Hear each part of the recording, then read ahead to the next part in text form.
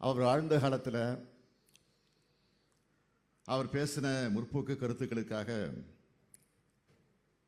மானுட சமுதாயத்தோட விடுதலைக்கான கருத்துக்களுக்காக பழமைவாதிகளிடமிருந்து பிற்போக்குகளிடமிருந்து கடுமையான எதிர்ப்பை அவர் சந்தித்தார். ஊருக்கு வரக்கூடிய தடை, பேச தடை, கோயிலுக்குள் நுழைய தடை, எழுத தடை, பத்திரிகை நடத்த தடை, போராட்டம் நடத்த தடை,